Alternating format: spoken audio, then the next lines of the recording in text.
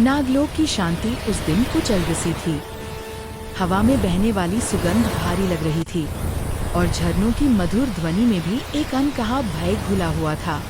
चंद्रकांता को भीतर ही भीतर ऐसा आभास हो रहा था मानो कोई अदृश्य शक्ति उसे अपनी ओर खींच रही हो।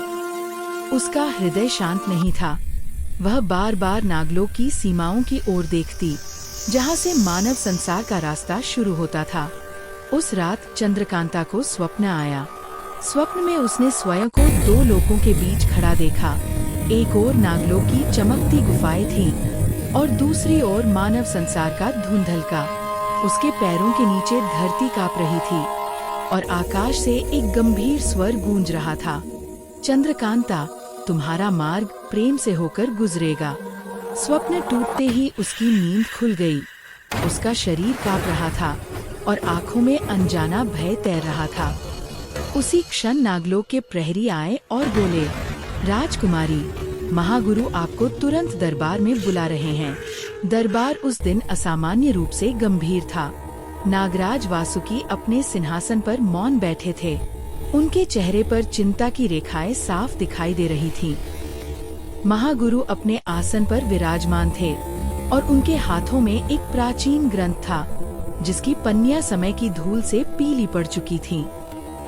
चंद्रकांता ने दरबार में प्रवेश किया और आदरपूर्वक नमन किया।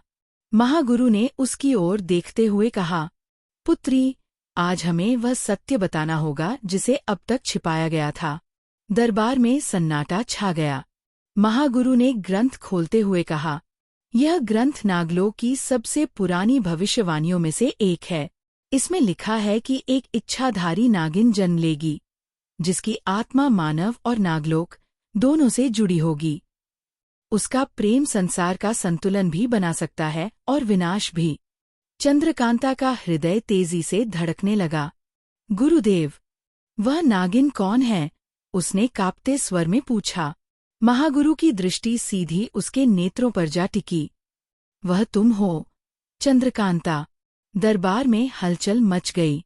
कुछ नाग-नागिन भयभीत थे तो कुछ की आंखों में जिज्ञासा थी। नागराज वासुकी ने हाथ उठाकर सबको शांत किया।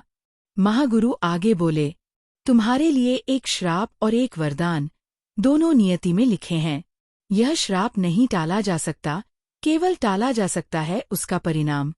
चंद्रकांता ने साहस जुटाकर पूछा, वह श्राप क्या है, गुरुदेव? महागुरु का स्वर गंभीर हो गया।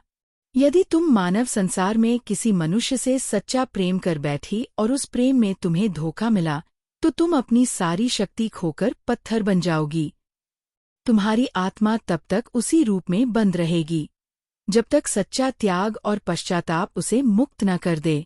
यह सुनते ही चंद्रकांता की आंखों से आंसू बह निकले। तो क्या मैं प्रेम के योग्य नहीं हूँ? उसने टूटे हुए स्वर में पूछा। नागराज वासुकी ने पहली बार बोलते हुए कहा, नहीं, पुत्री, तुम प्रेम की सबसे योग्य हो, परंतु तुम्हारा प्रेम साधारण नहीं होगा, वह परीक्षा बनेगा।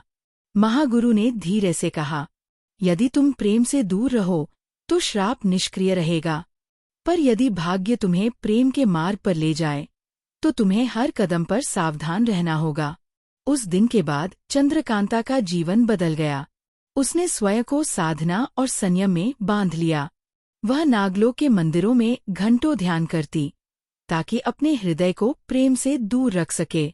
उसने हंसना कम कर दिया, अकेले रहना शुरू कर दिया और अपने भीतर उठती हर भावना को दबाने लगी। परंतु प्रेम कोई ऐसी भावना नहीं थी जिसे रोका जा सके। समय बीतता गया।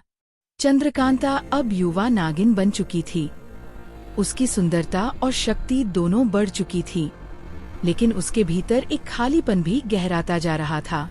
वह अक्सर नागलोक की सीमाओं के पास जाकर खड़ी हो जाती, जहाँ से मानव संसार की हवा आती थी। उस हवा में कुछ ऐसा था जो उसे अपनी ओर बुलाता था।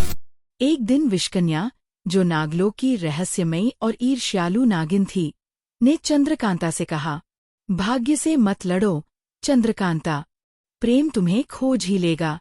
चंद्रकांता ने दृढ़ स्वर में उत्तर दिया, मैं अपने भाग्य से नहीं डरती, पर भीतर ही भीतर वह जानती थी, ये श्राप केवल एक चेतावनी नहीं था, बल्कि एक आने वाले तूफान की आहट थी।